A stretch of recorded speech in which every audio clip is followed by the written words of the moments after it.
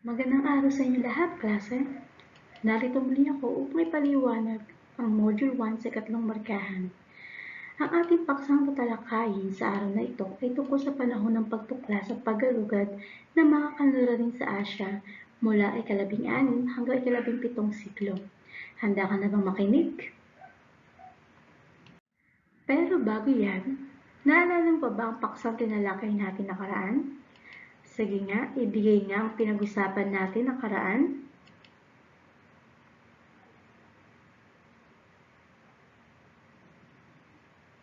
Napakahusay! Salamat sa mga sumagot kanina. So, narito ang mga dahilan ng pagpunta ng mga kanluranin sa Asya. Una ay ang mga krusada, o ito yung serye ng pakikipaglaban ng mga Katolikong Kristiyano para agawin o bawiin ang banal na lupain mula sa kamay ng mga Turkong Muslim. Ang ikalawa naman ay ang paglalakbay ni Marco Polo na kung saan ang kanyang libro na tungkol sa kanyang paglalakbay ay nagbigay daan para magkaroon ng sapat na kaalaman ang mga kanluranin tungkol sa Asya. Ang ikatlo ay ang Renaissance o ang muling pagsilang ng mga kaugalian, kultura at kaisipan ng mga Romano at Griego. Ang ikaapat naman ay ang pagbagsak ng Constantinople na kung saan ito ay nagsilbing daan para makontrol ng mga Turkong Muslim at ng mga Italyano ang lagusan o daanan patungong Asya. At ang panghuli ay ang merkantilismo na kung saan naging batayan ng kayamanan at kapangyarihan ang pagkakaroon ng maraming ginto at pilak sa mga kanluraning bansa. At yan ang mga naging dahilan kung bakit nakarating nga ang mga kanluranin dito sa ating kontinente na Asya. Klaro po ba? Ngayon ay dumako naman tayo sa ating paksa tungkol sa paggalugad at pagtuklas ng mga bansang kanluranin sa Asya. Pinangunahan ng Spain at Portugal ang paghahanap ng mga bagong ruta patungo sa Asya. Maraming manlalayag na Portuges ang naglakbay, ngunit ang pinakamahalaga sa lahat ay ang paglalakbay ni Vasco da Gama sapagkat nalibot niya ang Cape of Good Hope sa dulo ng Africa na siyang nagbigay-daan sa pagbubukas ng ruta patungong India at sa mga islang Andes na ngayon ay bansang Indonesia. Kung dati ay Italy lamang ang nakakarating sa Asya, ang pagtuklas ng alternatibong ruta na natuklasan ng mga Portuges ay nagbigay hamon sa iba pang bansang Europeo na maggalugad sa ibang panig ng daigdig, nariyan ang Spain, Netherlands, France, England, Russia, Germany, at USA. Nagpaligsahan ang mga bansang ito para tanghaling pinakamakapangyarihan na bansa sa buong mundo sa pamamagitan ng pagpapalawak ng teritoryo. Nauna sa mga bansang ito ang Spain at Portugal na naging matindi ang pag-uunahan na makatuklas at makasakop ng mga lupain sa silangan. Dahil sa tindi ng tunggalian ng dalawang bansa, namagitan na ang Papa ng Simbahang Katoliko para maiwasan ang digmaan sa paligsahan ng mga ito. Noong panahon na ito ay malakas pa ang impluwensya at kapangyarihan ng mga pinuno ng simbahan sa Europe. Taong 1494 ay nagtalaga ng line of demarcation o hangganan kung saang bahagi ng mundo magagalugad ang Spain at Portugal. Ayon sa kasunduang Tordesillas, ang Portugal ay magagalugan lamang sa bandang silangan, samantalang ang Spain naman ay sa bandang kanluran. Nang ipatupad na ang kasunduang ito, nagsimula na maglayag ang Spain sa kanluran at nakasakop ng maraming lugar sa Amerika. Ang Portugal naman ay nakuha ang teritoryo ng Brazil at ang Spain naman ay ang Pilipinas. Pero teka, bakit nagkaganon? Ang Brazil ay dapat teritoryo ng Spain. Paano napunta sa Portugal? Ito ay dahil hinayaan na lang ng Spain na makuha ang Brazil dahil sakop naman ng Spain ang Pilipinas na dapat ay teritoryo ng Portugal ayon sa kasunduang Tordesillas. Maganda man ang layunin ng line of demarcation sa pagitan ng Spain at Portugal, hindi pa rin naiwasan ang digmaan sa pagitan ng dalawang bansang ito. Ito ay dahil sa paggagawa nila sa Moluccas na tinatawag na Spice Island. Bakit Spice Island? Kasi dito matatagpuan ang maraming pampalasa na pangunahing produkto sa Europeo. Ang mga kanluranin ay handang bumili ng mga pampalasa kapalit ng mga ginto sapagkat ito ay isang mahalagang sangkap sa kanilang pagkain at pagpapapreserba. Malimit o hindi tumutubo sa kanilang lugar, ang maraming pampalasa na matatagpuan lamang sa Asya. Dahil dito, malaking bagay para sa kanila na makontrol ang Moluccas upang maging makapangyarihang bansa. Dahil dito, itinakda ang kasunduan sa Saragossa noong 1529. Sa ilalim nito ay mapupunta na ang kapangyarihan sa Portugal. Ang Portugal ay nakakuha ng maraming piling lugar sa Asya.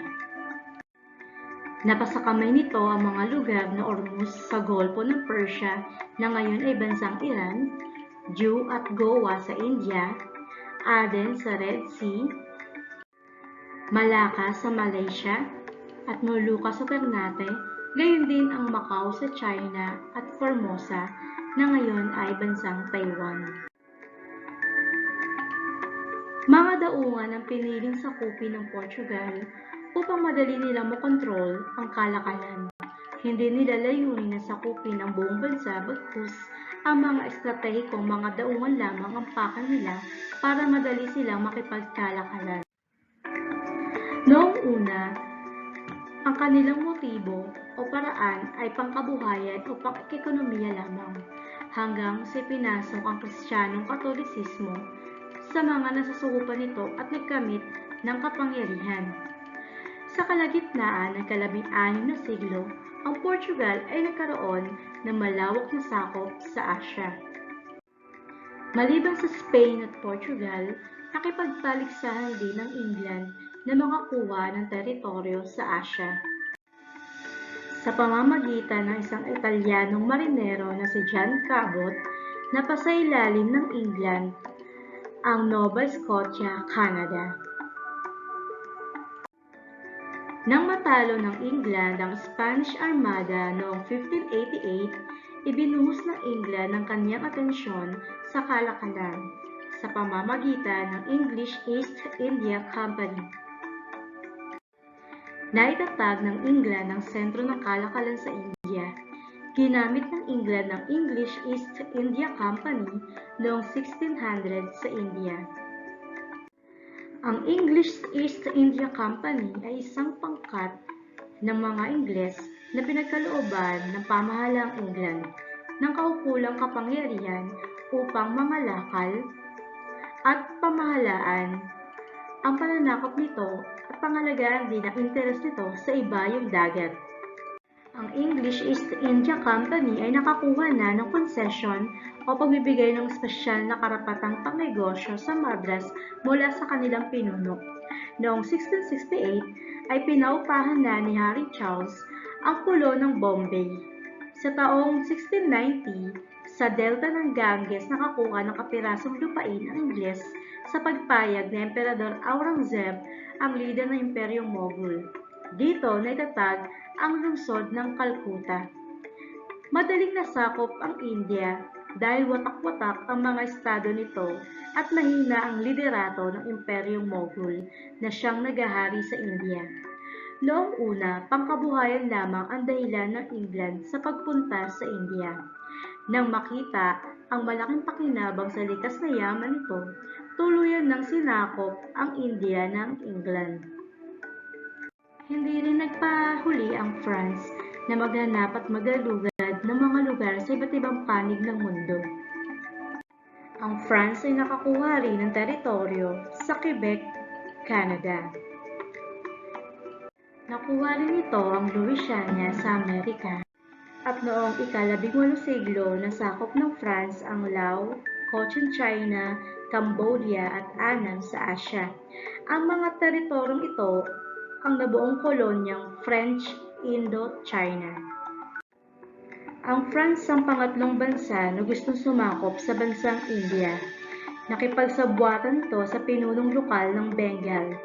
Ginamit nito ang French East India Company na nagtatag noong 1664. Nagtapos ang interes ng France sa India nung nagkaroon ng labanan sa Plasse ng 7 taong digmaan sa pagitan ng England at France.